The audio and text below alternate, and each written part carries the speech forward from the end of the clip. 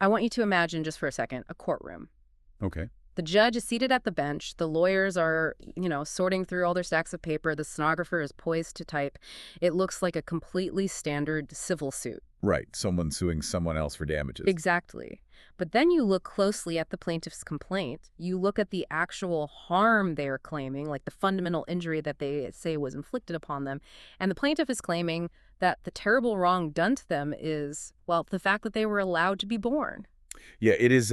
It's the kind of concept that literally makes you want to read the document twice just to make sure you didn't, completely misunderstand the English language. It just completely breaks the brain. I mean, how is it legally or logically or even physically possible to sue someone for the harm of allowing you to exist? Sounds impossible. Right. To stand in a court of law and essentially say, your negligence caused me to be born and I demand compensation for my very existence. So, welcome to this deep dive.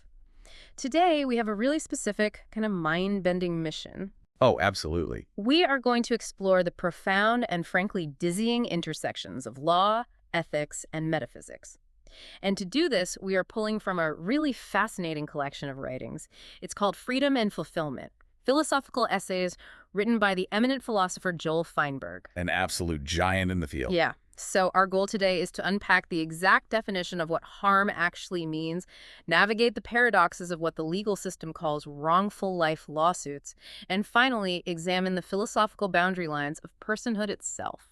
And, the reason Joel Feinberg is the ultimate guide for this journey is that he isn't just, like, playing with abstract logic puzzles in some ivory tower. Right. The law deals with flesh and blood. There are real victims, there are real financial settlements, and real suffering on the line here.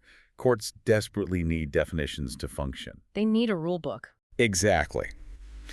But when judges and juries reach the absolute extreme edges of human experience, like prenatal injuries or severe genetic conditions, they frequently discover that the definitions they've relied on for centuries are just completely inadequate. Like the tools just break in their hands? Yeah, they shatter.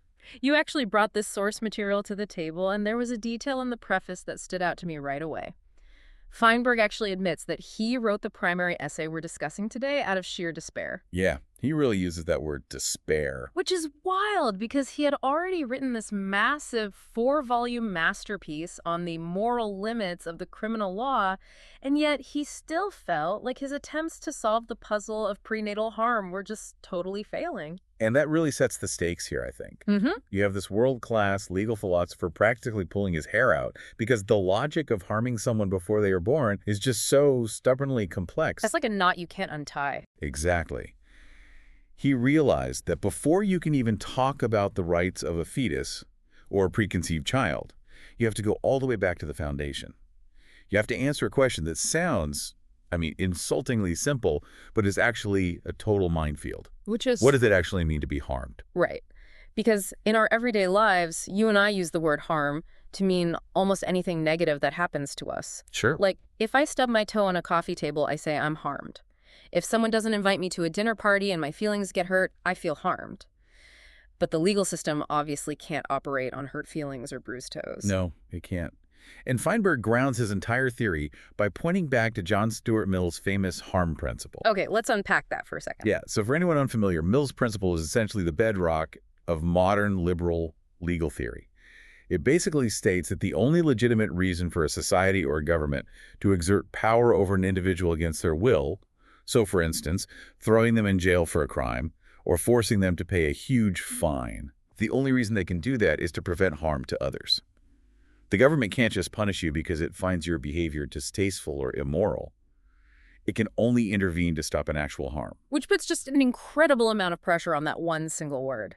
If harm is the only justification for the state to use force against you, you need an airtight, scientifically rigorous definition of it. And Feinberg provides one basically by breaking legal and moral harming down into two strict, completely non-negotiable components. Okay, what are? First, there must be a setback to your interests.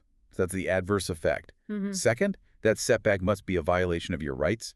It has to be a wronging. Yeah. You absolutely must have both. Okay, I want to pause there and make sure I'm fully grasping the separation of those two things, an adverse effect and a violation of rights. Are there real-world situations where you only get one of those and the law just says, sorry, no harm actually occurred? Oh, plenty of them. Think about a natural disaster. Let's say a massive hurricane sweeps through and completely destroys your house. Your interests are utterly devastated. Yeah, my house is gone. Right, you have suffered a massive adverse effect. But the wind didn't violate your rights. The barometric pressure didn't commit a moral wronging against you. That makes sense. I can't sue a cloud. Exactly. So in the philosophical and legal sense, you weren't harmed by a moral agent. Okay, that makes perfect sense on the natural disaster front.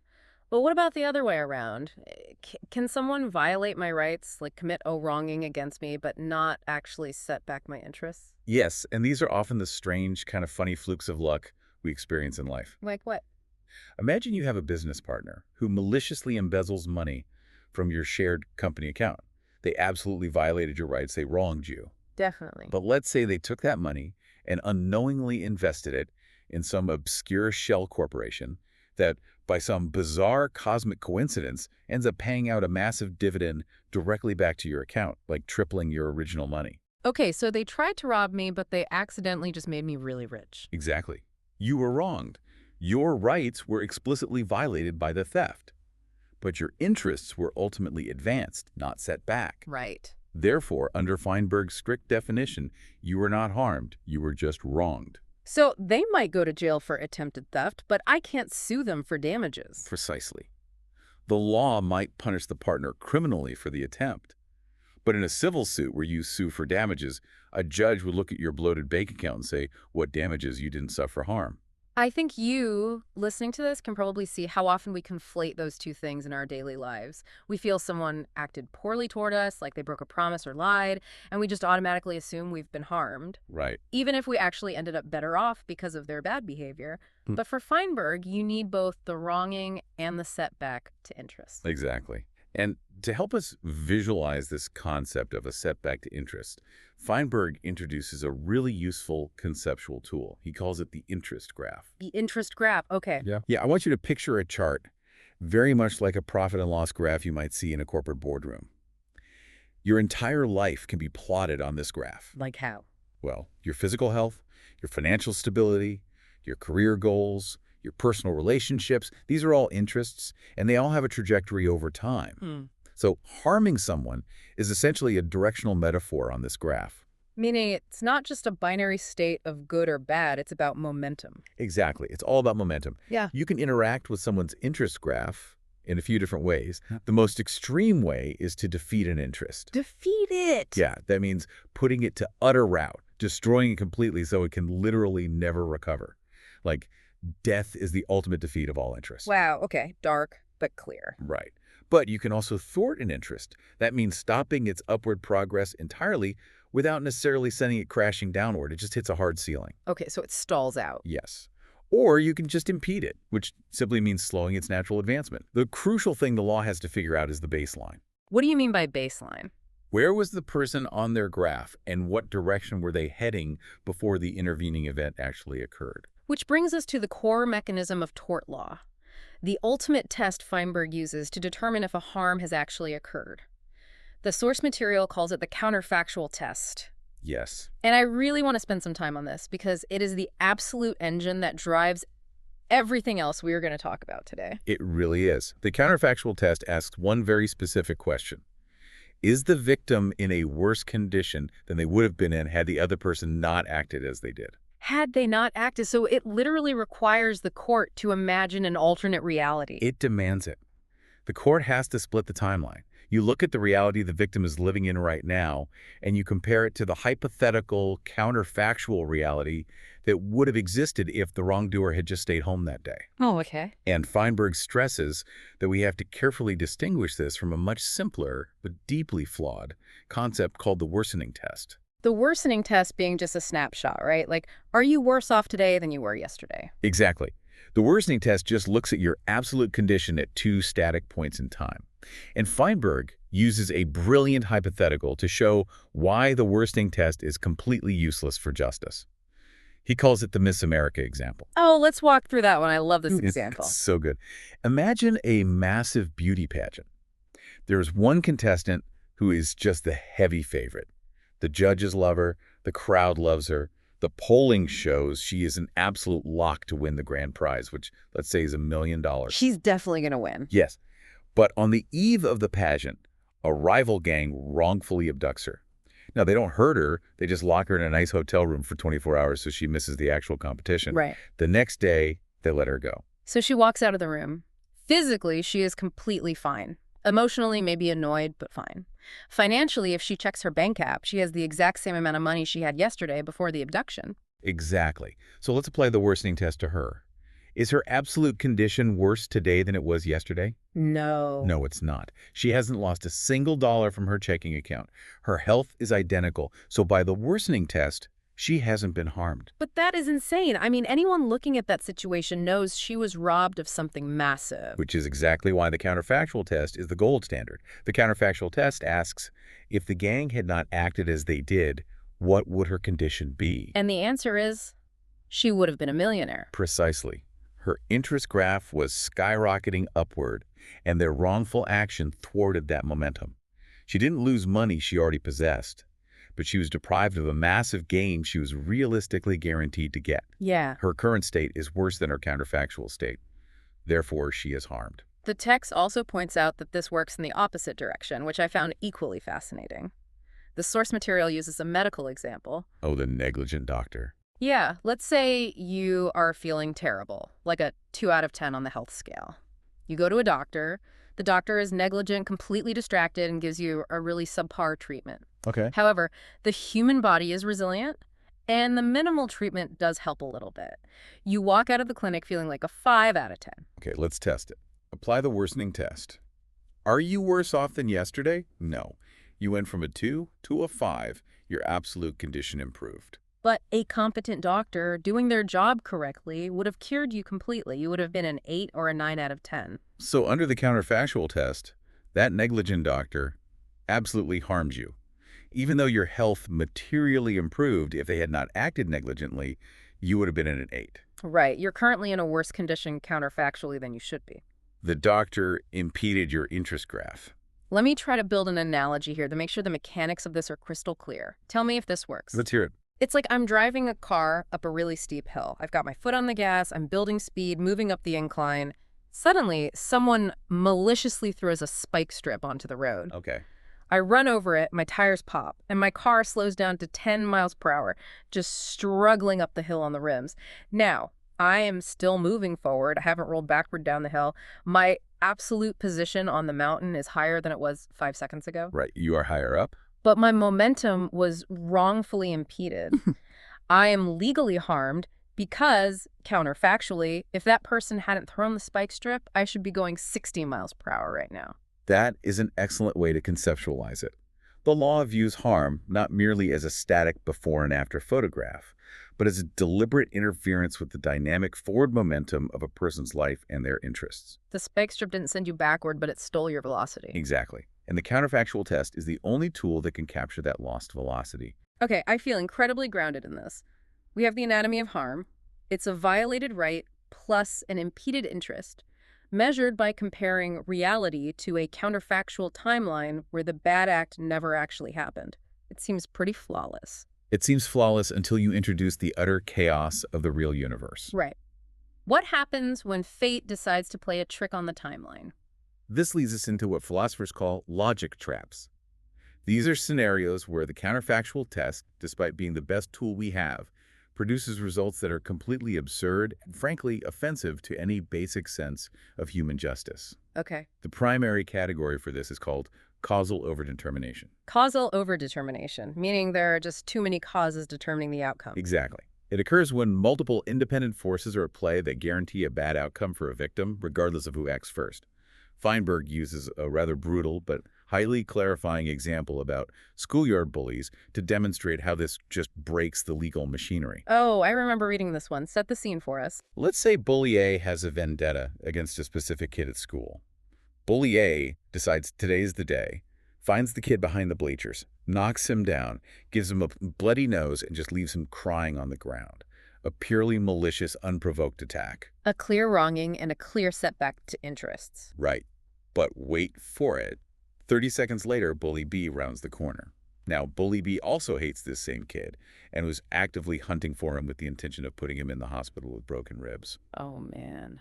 But Bully B sees the kid already bleeding on the ground, laughs, decides it's not worth the effort, and just walks away. Okay, so the kid only suffers the bloody knives from Bully A. Now let's put Bully A on trial. The kid's parents sue Bully A for the physical harm. Bully A's lawyer stands up and says, "Your Honor, let us apply the strict counterfactual test. Is the victim in a worse condition than he would have been in had my client not acted as he did?" Oh, wow. If Bully A had decided to stay home sick that day? Bully B would have arrived 30 seconds later and broken the kid's ribs. That is wild. So, strictly speaking, mathematically speaking, the kid is actually in a better condition because Bully A punched him. Bully A's punch satisfied Bully B, preventing a much worse beating. By the strict logic of the counterfactual test, Bully A did not harm the victim. In fact, he practically rescued him. I'm shaking my head right now. A judge would throw that lawyer out the window. You can't let a kid who just committed an assault off the hook just because a worse monster happened to be waiting in the wings. Of course not. But do you see the problem? The judge can't just ignore the foundational test of tort law whenever they feel like it. Right. If the counterfactual test is the definitive definition of harm, and Bully A didn't meet the definition, how do you legally punish him without being totally arbitrary? It demonstrates how incredibly fragile our logical definitions are when they collide with overlapping timelines. Yeah. And Feinberg pushes this even further with another famous jurisprudential riddle from the text. The Sydney businessman. The Sydney businessman. A man in Sydney, Australia, has a first-class ticket for a flight to Perth. He gets into a taxi to go to the airport. The cab driver is completely reckless, speeding, running red lights, and he smashes the taxi into a massive concrete barrier. Awful. The businessman is severely injured, both of his legs are broken, he's bleeding, and he is rushed to the emergency room in an ambulance. Because of this horrific accident, he completely misses his flight. Just a total tragedy. 2 hours later, while the businessman is getting casts put on his legs, that specific flight to Perth develops catastrophic engine failure. The plane crashes into the ocean, and every single passenger aboard is killed instantly. Okay, so this is causal overdetermination on a massive scale. The taxi crash and the plane crash. The businessman sues the reckless cab driver for the pain, suffering, and massive medical bills of his broken legs. The cab driver's legal defense team invokes the counterfactual test. They ask the court, is the plaintiff in a worse condition than he would have been in had our client driven safely? And if the client had driven safely, the businessman makes the flight. And if he makes the flight, he is currently resting at the bottom of the Pacific Ocean. The defense argues, flawlessly, according to the logic, that the cab driver's negligence did not harm the plaintiff. The negligence saved the plaintiff's life. Therefore, the cab driver owes zero damages. Case dismissed. The logic is just a steel trap. I mean, you can't argue with the timeline. He is objectively better off alive with broken legs than dead in the plane crash. Exactly. But my human intuition is screaming that the cab driver still broke a man's legs through sheer negligence. He can't just walk away whistling. How does Feinberg, or the law in general, actually solve this riddle? Feinberg offers two avenues of escape from this logic trap. The first one involves taking a microscope to the timeline. It's an argument of gravity and duration. Okay, how does that work? The court can concede that overall the man's life was saved, but let's look at the specific window of time between the taxi crash and the exact moment the plane hit the water 2 hours later. Okay, zooming in on those 2 hours. During those 2 hours, if the taxi crash hadn't happened, the businessman would have been sitting comfortably in a first-class lounge or sipping a drink on the tarmac. Instead, he was screaming in agony in the back of an ambulance. Right. For that specific duration of time, the cab driver undeniably satisfied the counterfactual test. The businessman was in a worse state than he otherwise would be. So the harm was real for exactly 120 minutes. But what happens at minute 121 when the plane actually goes down? The counterfactual reality flips instantly. It does. At minute 121, he is suddenly better off in the hospital bed than in the ocean. Feinberg calls the lingering pain of the broken legs after that point a causal residue. A causal residue. Yeah, it is a harmful, painful physical state that extends chronologically beyond the period where it technically satisfies the legal test for harm. And how do courts calculate damages for a causal residue? Do they just say, well, the pain after 2 p.m. doesn't count because you'd be dead anyway? Pragmatically, no. The courts refuse to let the wrongdoer benefit from an unforeseeable cosmic fluke. The law essentially says to the cab driver, you don't get to claim credit for a plane crash you knew absolutely nothing about. Right. You set a destructive chain of events in motion, and we are going to make you pay for the residue. It is a practical compromise. It just feels less unfair to force the original reckless driver to pay the medical bills than to leave the hapless victim bankrupt in a wheelchair just because a plane happened to fall out of the sky. It's pragmatic, sure, but it feels a little like the court is just putting its thumb on the scale because it doesn't like the mathematical answer. Which is exactly why Feinberg prefers his second solution, which is much more elegant philosophically. Okay, let's hear it. He suggests that the counterfactual test itself is slightly flawed and needs to be reformulated. We shouldn't just ask what actually would have happened with the benefit of 20/20 hindsight and, omniscient knowledge of plane crashes. We should ask, does the wrongful act leave the victim worse off than he would be otherwise in the normal course of events? In the normal course of events, that completely changes the equation. It does, because in the normal course of events, commercial airliners do not fall into the ocean. If the taxi collision had been avoided, the normal, reasonable, statistically probable outcome is that the man takes a safe, boring flight and arrives in Perth with intact leg bones. By adding that phrase, you're allowing the law to just ignore the freak accidents. Feinberg argues that we have to do this because the law is not a physics equation. The law is a human institution designed to achieve justice and regulate behavior. Right. To do that, we have to inject human values and reasonable expectations into our definitions. We cannot let wrongdoers escape liability by hiding behind wild, unforeseeable flukes of fate that they had absolutely no control over. Okay, I think I have a solid grip on this now. We've pressure tested the definition of harm. We know it requires a rights violation and a setback to interests. We measure it by the counterfactual test, but we temper that test with the normal course of events to protect against causal overdetermination. The machinery is built. Which means we are fully equipped for the real journey. We are going to take this complex, finely tuned machinery of harm, and we are going to push the timeline backward.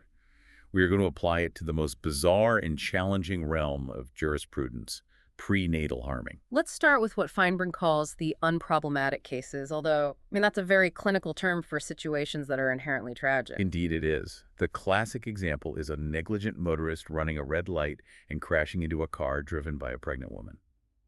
The fetus is directly injured in the womb due to the impact and is later born with permanent physical handicaps. Okay. Once that infant is born and takes its first breath, can it sue the negligent driver for the injury sustained before it was legally a person? Historically, didn't the law really struggle with this? If the fetus wasn't a recognized person holding rights at the exact moment the bumper hit the car, how could its rights be violated? Exactly. Old common law used to dismiss these cases entirely, arguing there was no duty owed to a non-entity. But modern law has easily adapted to this. How so? The courts realized that a rigid attachment to the exact millisecond of the accident was absurd. The modern view is that the driver's negligence set a chain of events in motion. The child, once born, clearly has interests and rights. Okay. The driver inevitably damaged those future interests. The law classifies the infant as a foreseeable victim.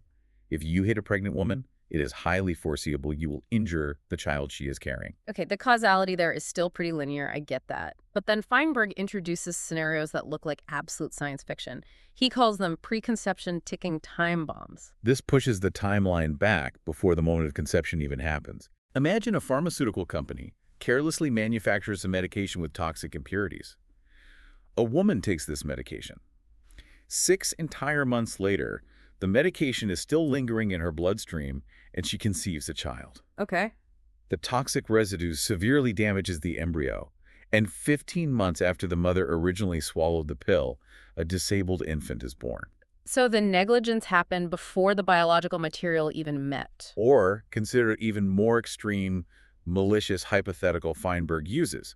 A wicked criminal breaks into a kindergarten and plants a highly sophisticated time bomb in the closet, setting the timer to go off in exactly 6 years. Oh, that's dark. 6 years later, the bomb detonates, injuring dozens of 5-year-old children. Those 5-year-old victims didn't even exist mathematically when the criminal planted the bomb. They were a full year away from even being conceived. The question for the tort system is, can an action taken before you existed, before your parents even met, be considered a legal harm against you once you were born? And Feinberg's answer is yes. Yes, absolutely. And his reasoning relies on expanding that concept of the foreseeable victim we just talked about. Okay. He argues that we must reject the idea that you have to owe a duty of care only to a specific existing named person. If you plant a bomb in a kindergarten, it doesn't matter that you don't know the names or the genetic makeup of the children who will be in that room in 6 years. Right. With absolute certainty that some children will be there. You owe a duty of care to whoever is likely to be harmed as a consequence of your reckless conduct. The trap was set. Doesn't matter who steps in it. Precisely. Yeah. The law doesn't care about the specific identity of the victim at the time the trap is armed. It only cares that a trap was armed for whoever would eventually arrive. Got it. So the logic holds firm. If you are born into a harmed condition because of someone's past negligence, even preconception negligence, you can sue them for the difference between your harmed state and the healthy state you would have been in the normal course of events. But, this is where we cross the Rubicon. We have established that you can harm someone before they exist, provided that in the normal course of events, they would have been born healthy. Right. But what if the normal course of events wasn't a healthy birth? What if the normal course of events was that they shouldn't have been born at all? This brings us to the most controversial, philosophically dense category of tort law, the wrongful life suit. Before we dive into the paradox of wrongful life, I think we need to draw a very clear line in the sand, because these terms get thrown around in the media and they mean very different things. We need to separate wrongful conception or wrongful pregnancy from wrongful life. A vital distinction. A wrongful pregnancy or wrongful conception suit is brought by the parents. Okay. Let's say a couple decides they are done having children. The husband goes to a surgeon for a vasectomy. The surgeon is negligent, botches the procedure, but tells the couple it was a total success. The couple unexpectedly gets pregnant and has a perfectly healthy, beautiful baby. But raising a child costs hundreds of thousands of dollars. Right. So the parents sue the surgeon for the financial burden of raising a child they explicitly took medical financial steps to avoid. Makes sense. Or, in a more tragic scenario, a doctor negligently fails to warn parents about a severe genetic risk that they are carriers for. Deprived of that knowledge, they conceive, and the child is born with a devastating disease. The parents sue the doctor for the massive unexpected medical costs and emotional distress. In both of those cases, the logic of harm works perfectly.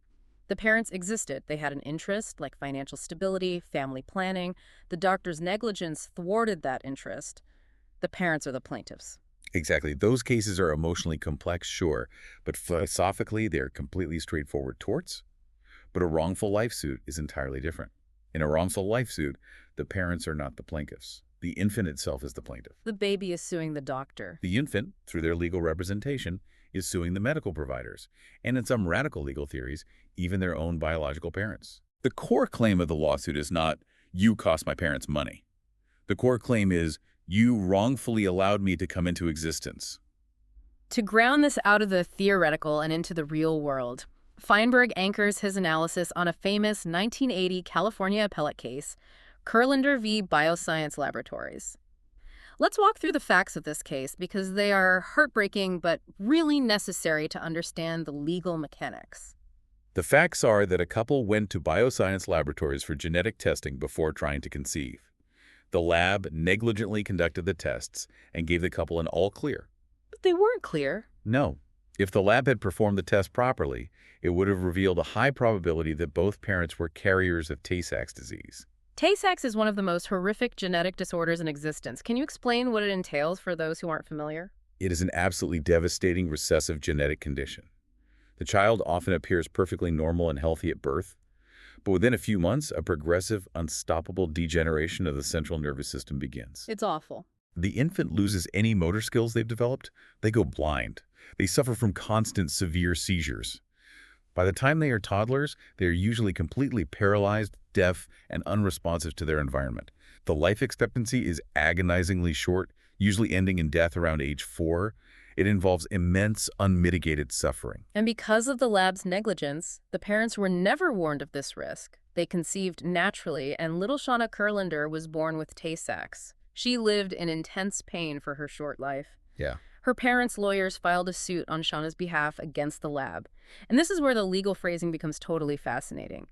One of the specific harms the lawyers listed in the complaint was that Shauna was deprived of 72.6 years of her life, which was based on the average female life expectancy at the time. And Feinberg immediately points out the massive logical flaw in that specific claim.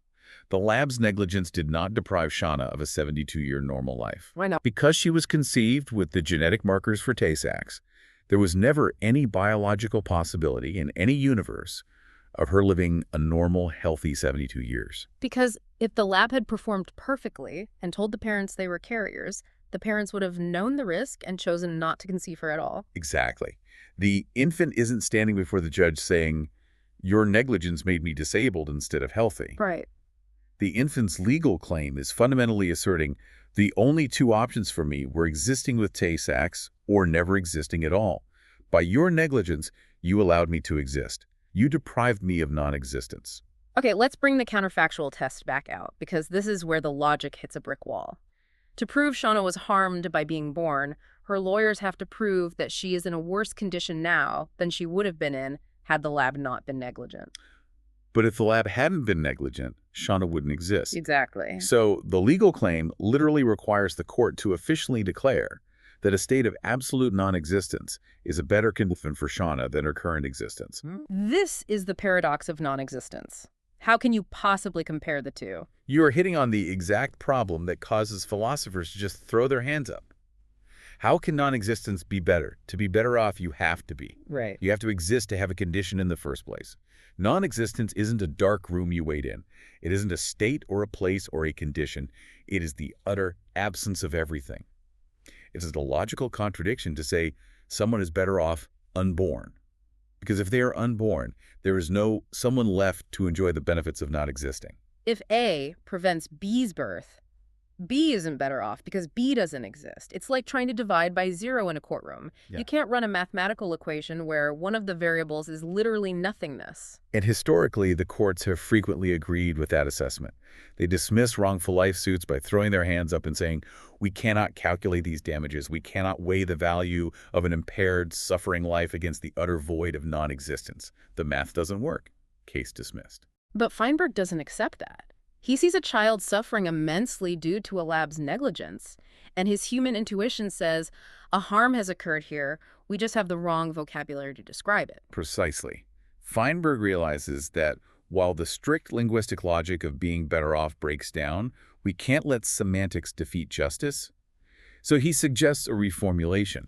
We need to stop using the paradoxical phrase better off and instead ask a different question. Okay, what is it? Is non-existence rationally preferable to this intensely suffering existence? Rationally preferable. I like that pivot. It moves it out of metaphysical conditions and into the realm of choice. Like, if an adult is suffering from a painful terminal illness and they say, I'd be better off dead, they aren't making a theological claim about the superiority of the afterlife or the void. Right. They're just expressing a profound, agonizing wish to not be experiencing their current pain.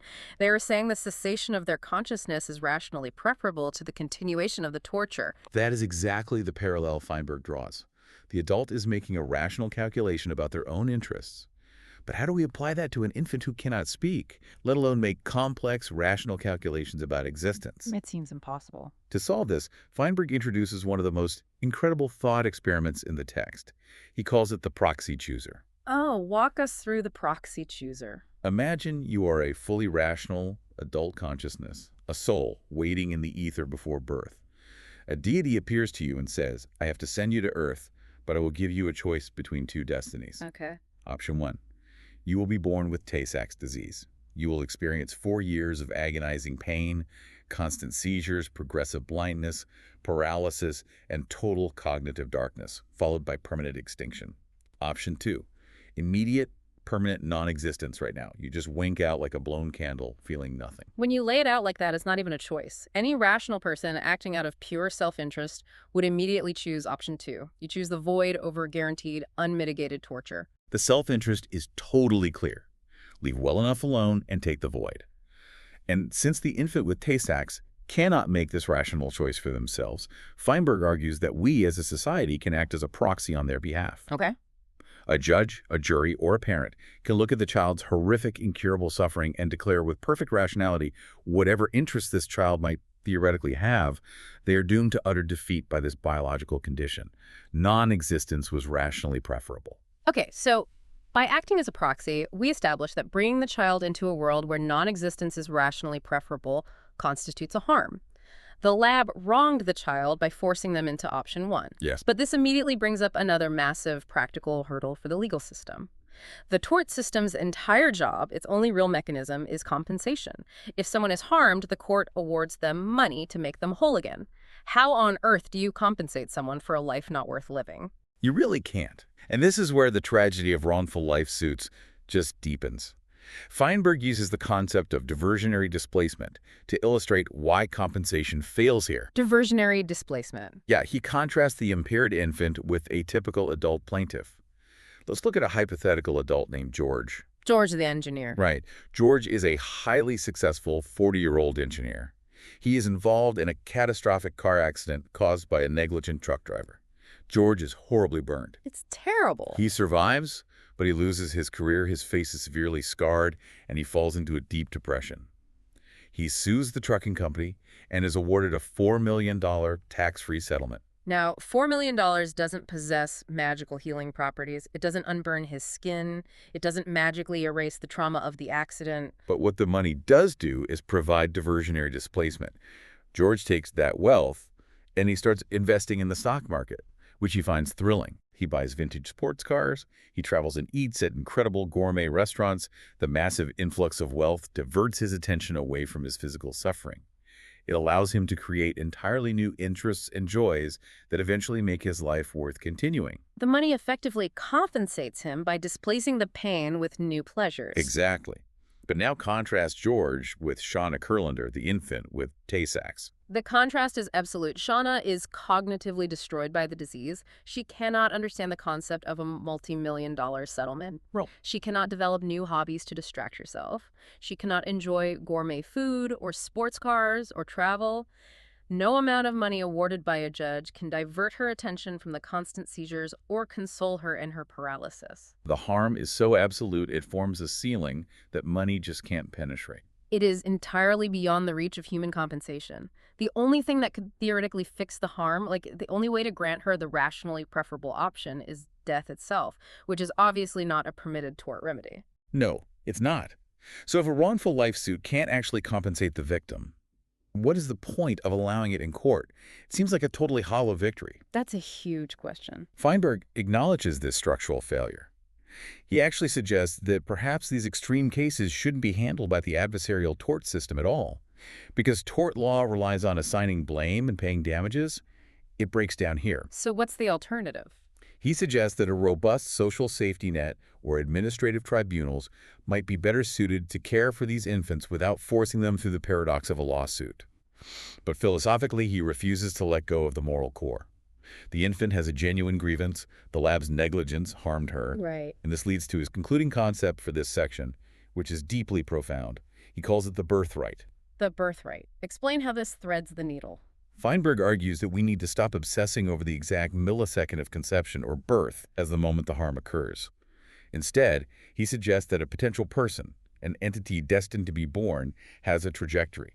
If that destiny is one of unalterable extreme impairment and suffering, then one of the fundamental rights they will possess the very second they become a legal person is the right to some minimum opportunity for a tolerable life. A birthright to a tolerable existence. Yes, and if a medical lab's negligence guarantees that this birthright is destroyed months before the child is even conceived, then the moment the infant takes its first breath, it comes into existence with its rights already violated. It is born into a state of harm. Born into a state of harm. That shifts the entire perspective.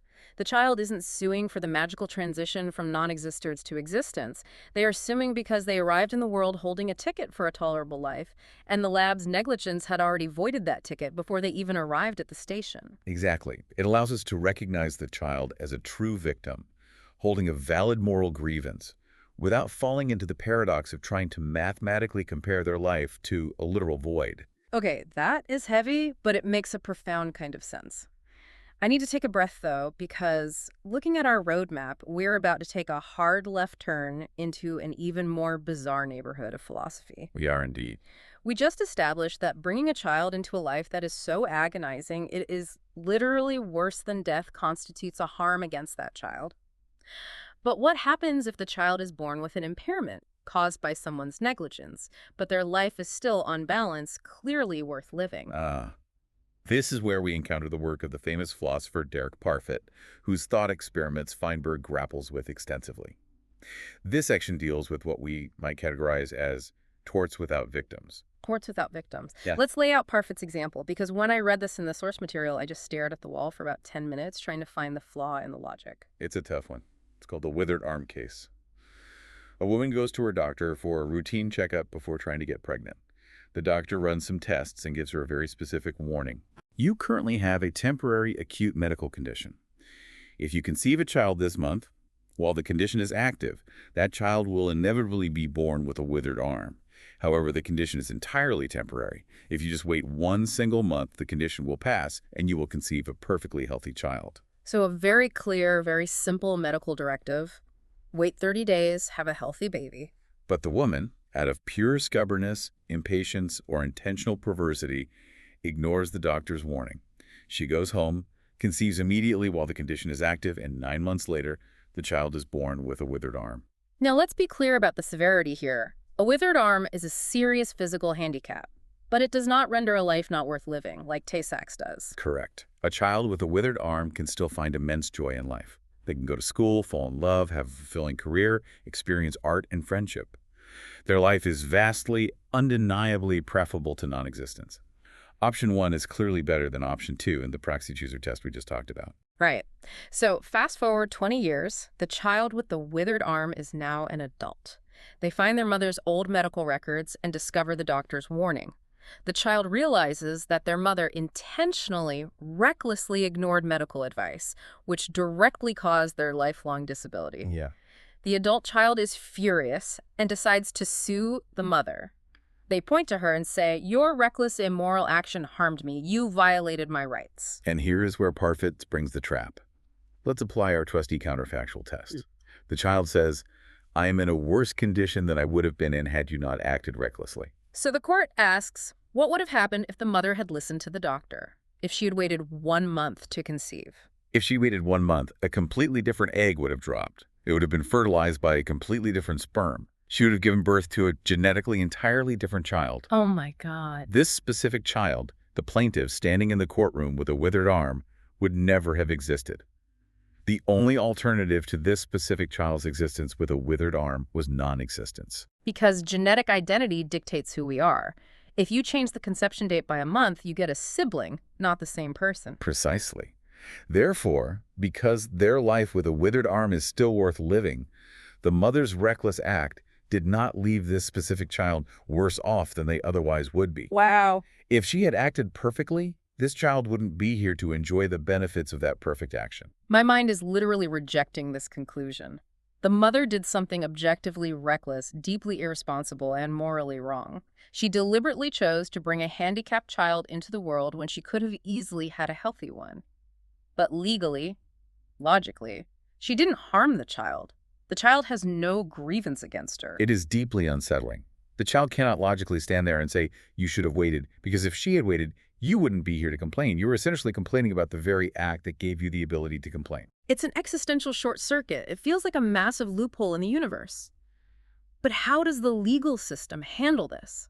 If a mother does something that malicious, surely society has to punish her. We can't just let people intentionally create unnecessary impairments. This thought experiment actually exposes a massive fault line in legal philosophy. It's the intense tension between legal moralism and liberalism. Define those terms for me in this context. Legal moralism is the philosophy that society should punish wrongdoing simply because it is inherently wrong or wicked, even if there is no specific identifiable victim. It looks at the mother and says, "She acted wickedly, she created unnecessary suffering in the world. Punish her to uphold the moral fabric of society." Which sounds totally appealing in this specific case. But what's the counter-argument? The counter-argument is the liberal doctrine, which goes all the way back to Mill's harm principle that we started with. The liberal doctrine says we can only punish acts that harm a specific, assignable victim whose rights have been violated.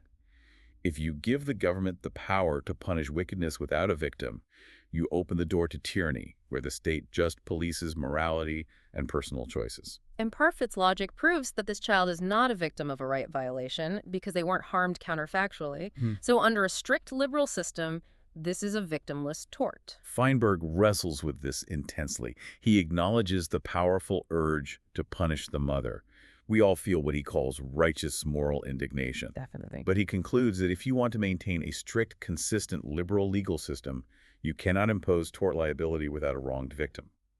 If the child's life is worth living, the child wasn't wronged by being brought into it. So the mother just gets away with it. The law shrugs. Feinberg suggests a very cautious compromise.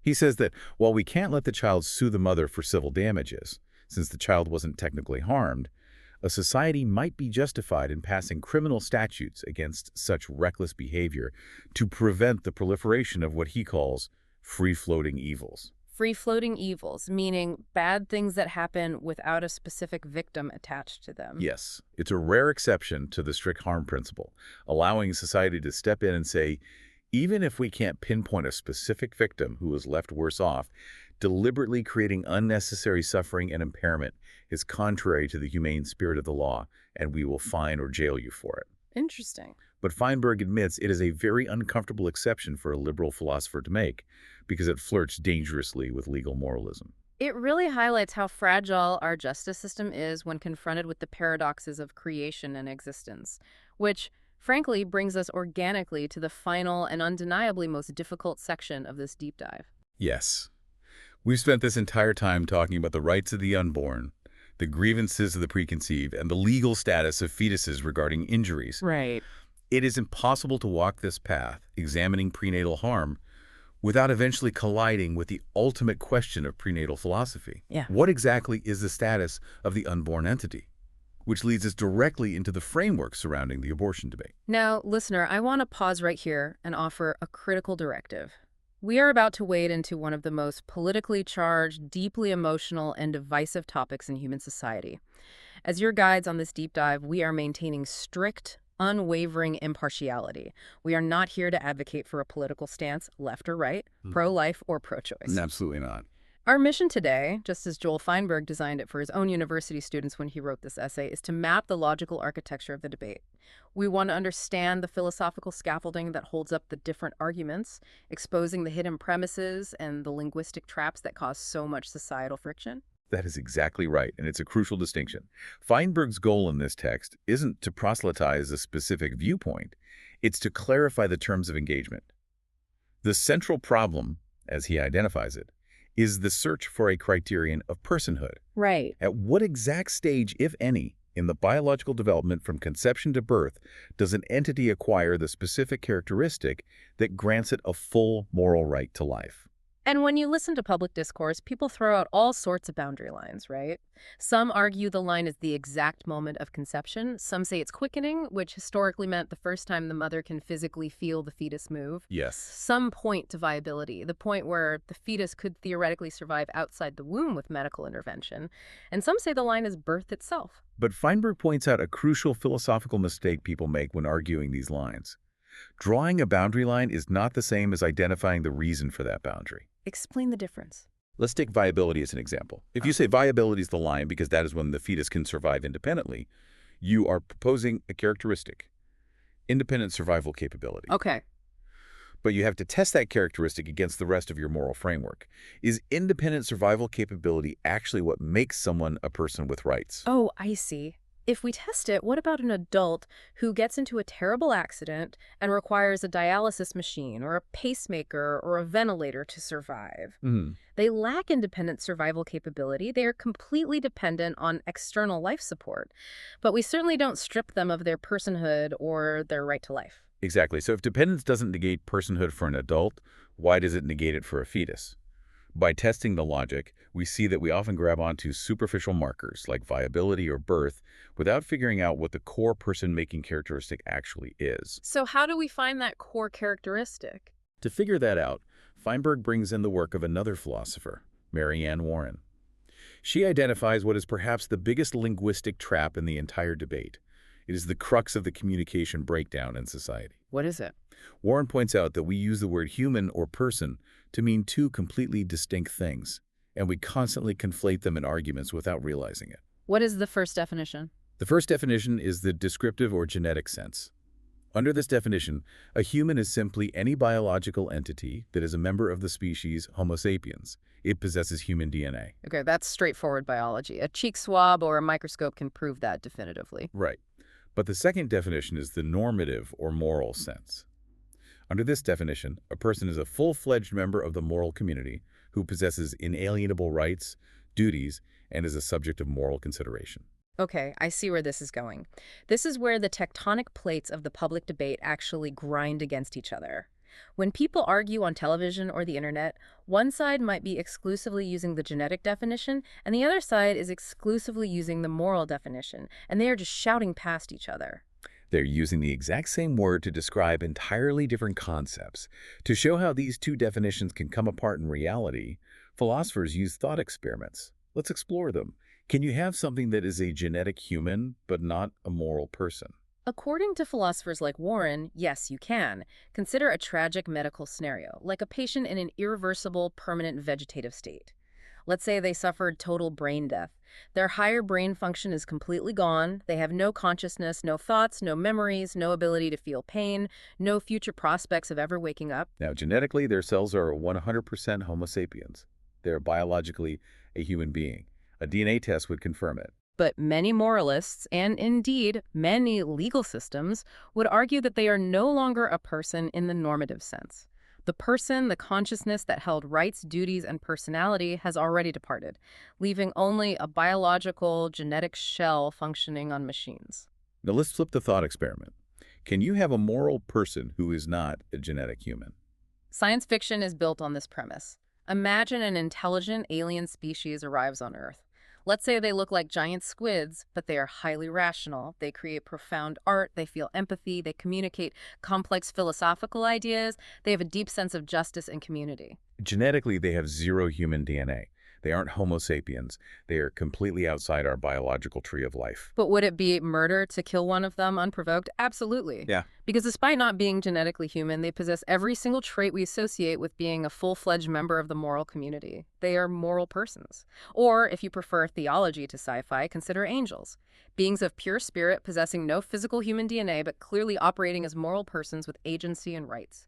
What this reveals, and what Feinberg wants his students to grasp, is that the debate over the status of the fetus hinges entirely on which definition you are prioritizing as your foundation. Right.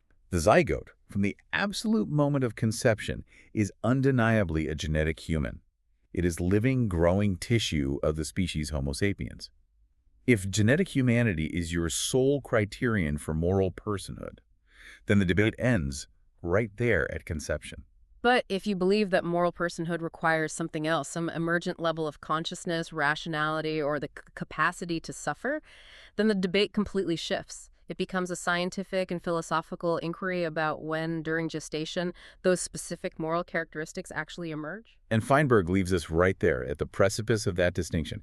He doesn't tell you which definition to choose, but he forces the reader to carefully examine which definition they are relying on, and more importantly, whether they are applying it consistently across all boundaries of life and death. It is a rigorous exercise in intellectual honesty, stripping away the political rhetoric and forcing you to look at the bare wiring of your own belief system. Which I think is the overarching theme of this entire journey we've taken today through Feinberg's essays. It really is. Let's try to synthesize everything we've just been through, because it has been a massive, incredibly dense intellectual expedition. We started with the humble goal of trying to nail down a simple legal definition of harm. And we found that it requires both a wronging and a setback to interests. We learned to measure it by the counterfactual test. Are you worse off than you would have been if the bad act hadn't occurred? But then we immediately saw how fragile that pristine mathematical test is against the bizarre flukes of the universe. We looked at causal overdetermination, the two schoolyard bullies, the Sydney businessman whose broken legs saved him from a plane crash. Right. We learned that the law cannot survive on pure logic alone. It has to bend, relying on concepts like the normal course of events to ensure human justice is actually served. From there, we pushed the timeline back, realizing that negligent acts can set traps for foreseeable victims who haven't even been conceived yet. This led us into the mind-bending paradox of wrongful life, where infants sue for the harm of being brought into existence with horrific, incurable conditions like Tay-Sachs. We navigated the logical brick wall of claiming non-existence is a better condition, substituting it with the idea that non-existence can be rationally preferable for being doomed to unmitigated suffering. Yes. We recognize that the tort system's traditional remedy of monetary compensation fails completely for these infants, leading to Feinberg's concept of a birthright, the idea that some rights are violated the very moment you come into existence. You arrive with a voided ticket. Then we tackled Parfit's withered arm problem, the ultimate victimless tort, where a reckless mother escapes liability because waiting to act properly would have resulted in a totally different child existing. We explored the uncomfortable friction between our human desire to punish bad acts and the liberal requirement for a specific assignable victim. And finally, we arrived at the fundamental boundary lines of personhood itself, separating the genetic reality of being human from the moral concept of being a person, and realizing just how much societal conflict stems from confusing those two definitions. It is a phenomenal exercise in critical thinking. You cannot walk away from these thought experiments without your perspective on law, life, and causality being permanently altered. The main takeaway for me is that the law is not just a dusty book of rules. It is an applied, high-stakes metaphysical framework. It is humanity trying its absolute best to categorize and manage the deeply messy, sometimes tragic, and utterly paradoxical realities of biology and existence. Feinberg shows us that to be truly well-informed, to really understand the systems that govern us, we must be willing to push our logic to the absolute breaking point and stare directly into the paradoxes. We have to test our tools before we trust them to build our society. And on that note, I want to leave you, the listener, with a final lingering thought, something to mull over on your own that builds on everything we've discussed today. If, as Feinberg suggests, our legal and moral rights can exist as a birthright, waiting in the ether for us before we are even conceived, what does this mean for the impending future of genetic engineering? Oh, that is a staggering question. The technology is moving way faster than the philosophy. It is. In a few decades, we might gain the power to perfectly design or alter human life before conception, to edit the genetic code like a software program. If a scientist makes a mistake in that editing process, if they try to enhance a trait but accidentally cause a subtle lifelong impairment instead, who exactly is the victim? Right. Is it the person who is eventually born living with the mistake? Or if we apply Parfit's logic regarding the withered arm, is the victim the ghost of the infinite potential people who were overwritten and permanently deleted by that exact edit? The ethical and legal machinery we have today isn't even close to being ready to process that. Welcome to the murky waters. Thanks for joining us on this deep dive.